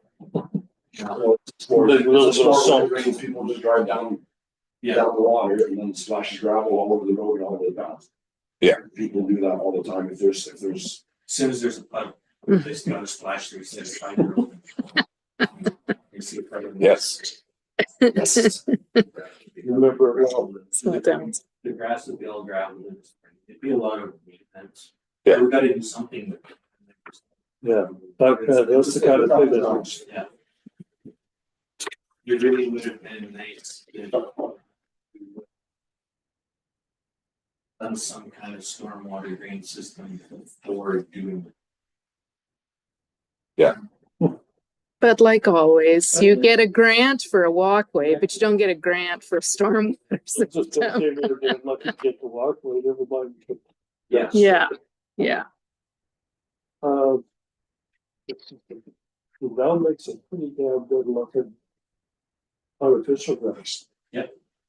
And that would be like a hose it off, as opposed to, That could be easier to maintain. you would have to mow it. Ish, but you would still need some kind of Oh, you gotta- stormwater. Yeah, your water would just be puddled up on top of that, that would absorb more water. That, yeah, doesn't water just run through our gravel bed? Not when it's packed really hard. It's like your driveway. Like my driveway, it'll puddle. Yeah. Where beside the driveway in the grass, there's no like. Keep those driveways loose. Okay, Short pathway extension. We've extended the short pathway from Booster to here with the gravel part of this area. We still have a bit of money left.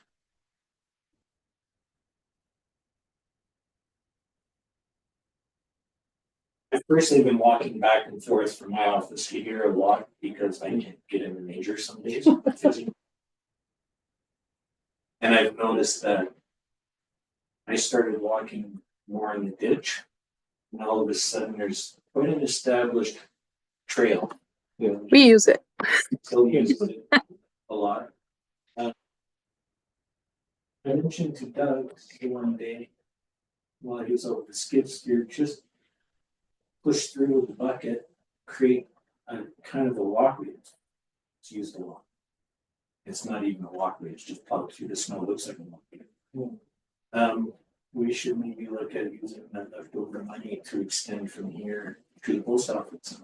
Yeah, because it's actually got a quite a good, it's actually paved under there. There's a lot of pavement under there, there wouldn't be much for groundwork. Yeah. I can see that. I think we might have enough left over.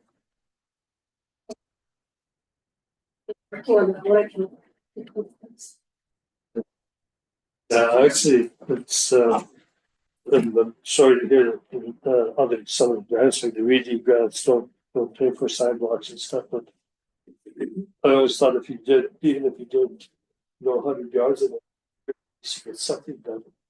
Yeah. If you just leave and wait to get enough money to do it, you could be 5 years, but you can enjoy the extra. Difference in walking down from my place, with the deep pathways. You know what you're doing. Mhm. Get the hell out of the road. Yeah. So if I can chime in here, so what we're thinking is now the Little Loop, the original Headwaters walkway is done. From town to the Tilly, maybe not to Tilly from the three-way stop, but at least most of the way. And if we could finish this off, then maybe in the next couple of years, apply for another active trail transportation to finish off from the booster station to Beatty Avenue, or along Beatty Avenue to Dunn. Yeah. And then we would have the Little Loop, the Big Loop, and then off to Tilly. And that would give you, you know, my husband and I were talking, you could do figure eights if you wanted. You could make all kinds of paths and trails and fitness and But outside, yeah. walkway, Yes, kilometers. exactly. So if we finish this set, phase 3 from downtown to the Kootenai River, which was phase 3 for the shore to shore, there's so many moving parts right now that it may never happen for the next 10 years, but maybe instead of worrying about from the four-way stop on to the Kootenai, we worry about what we have in the town proper, where it is getting used the most anyway, and finish it off. Isn't attainable housing gonna put sidewalks all across the property? Could be, I'm not, I can't, I don't Yeah, know. we can't speak for that. I don't remember. It might be in the plan. I don't remember.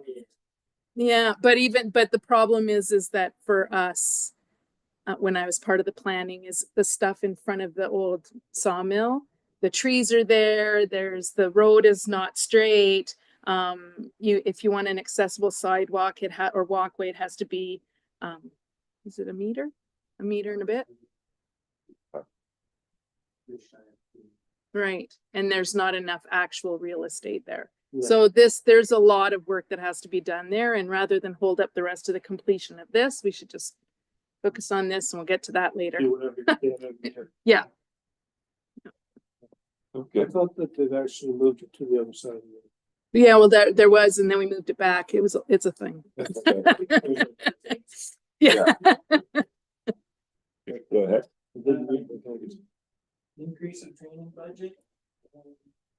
More education is required. We would change the legislation. We're gonna have to do some form of treatment, which is gonna require some form of training. Currently, our training budget doesn't cover the three of us.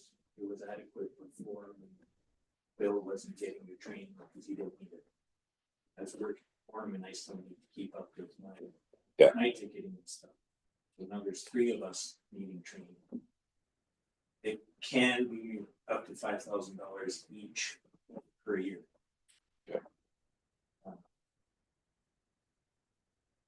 Is it fair to say that, like, for the treatment part of the training, once we have a more solid, understanding of where we're gonna be moving as a town, for that we would hold off on that training until we know kind of where we're all going? The exact discussion I had with the guys in our start of the year, we start thinking, what do we need for training? Do we get, there's an overall water treatment course that we have to take. regardless of what form of treatment we're doing. Not worth getting right now. Just because we may not be treating the water for another 2 years, 3 years, we don't. But I've taken the water treatment course many years ago. Very little, because we don't do it. You don't use it, don't use it, you lose it. That's right. And then So, different equipment and stuff now too. Portable. yeah, much different now than it was 15 years ago. when I took it first. The other thing is you talked about how your guys often get approached and poached. Yeah. And you have more certification, they have more value. That's right. And it's becoming more and more. Yeah. Absolutely. Regardless, we still need training. Yeah, definitely. 8,000 is a little bit on the higher side. And that was just to accommodate if council was to say, no, people go get your water treatment now. That's 3 of us that need it. That's 15 grand right off the top. Yeah, Other things we need to different training for sewer.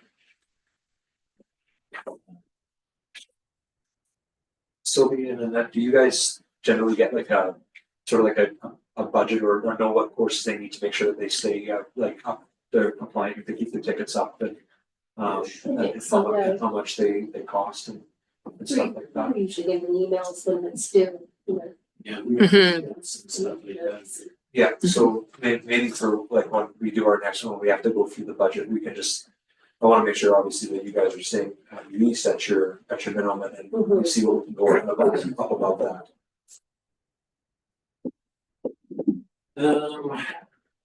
The dike maintenance budget. And we all know the dike is. Everything will be up in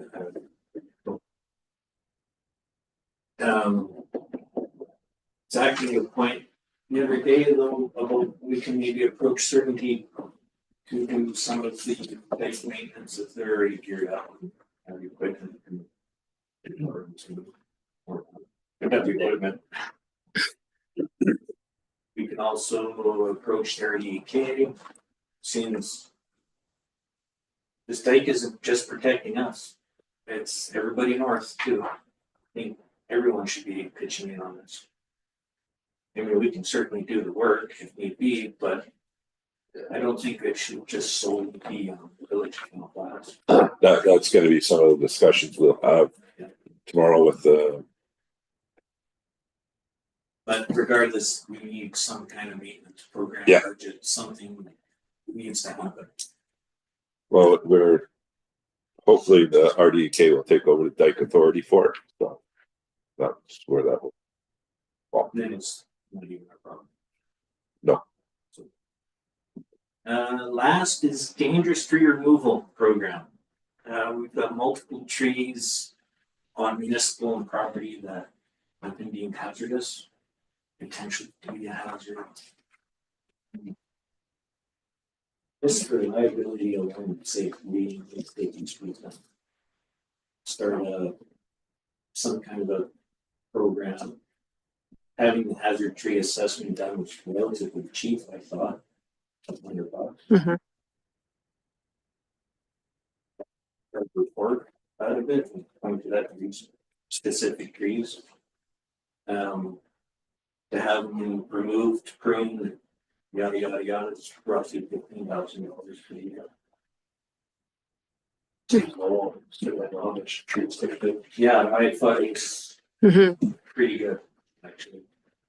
Those trees that are on the corner of Shaughnessy and BE there, like they look like they're pushing that fence right into the sidewalk. We can't touch them because it's private property. So, I thought those might be. go ahead. yeah, thank you. So those would be the property owner's responsibility, not the village's. I attended a webinar last year sometime from the Municipal Insurance Association, and they talked about dangerous trees.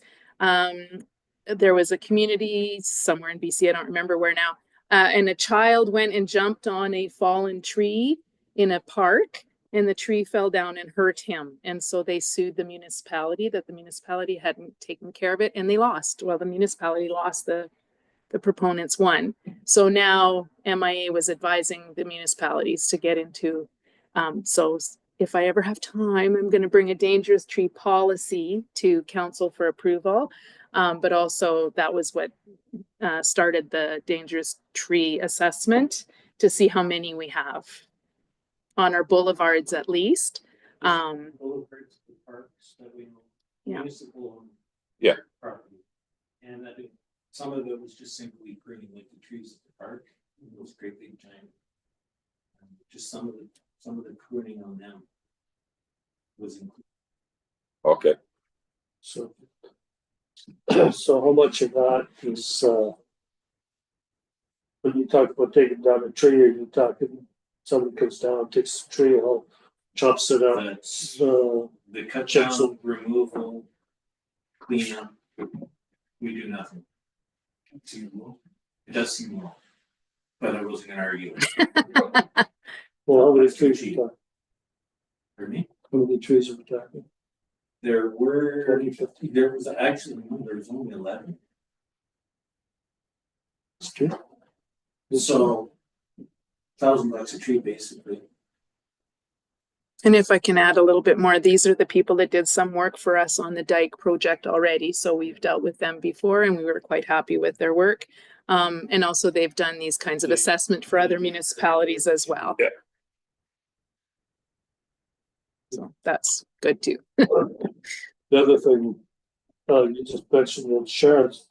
We talked about the trees on Genesee. If one of those trees damaged or hit somebody or damaged cars or whatever, tree owner pay for that, or is that just in Yes. the wrong place at the time? They're on Yeah. private property. So the whole thing is on private property. So the whole thing, the branches are overreaching, but Yeah. the tree itself is on their land. The line is on what the liability is. yes. And finally, that's all. That's all you have. Any more questions? But most of this work, are we talking, like a lot of this, but both of, a lot of this stuff is, labor or material only, or, For which tree? well, I just kind of looking at that. But most of this is stuff that you have to have somebody do. A lot of it. Yeah.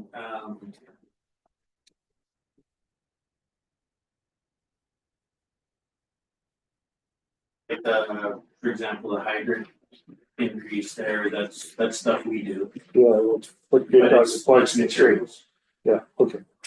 So if it's an issue where you have the tools or the knowledge, you do. We Yeah. do, Yeah. And already, I asked about the water main blow off, so you need somebody with a big digger that we have. we could do it, but we would have to like basically dig a hole, lower the machine Yeah. with a ramp Yeah. to dig further down. Yeah, That would just take a larger machine yeah. 4 hours to do, for example, would take us 2 days. A lot of them didn't get WCB or anything else, and look at us digging holes. A machine that would do that?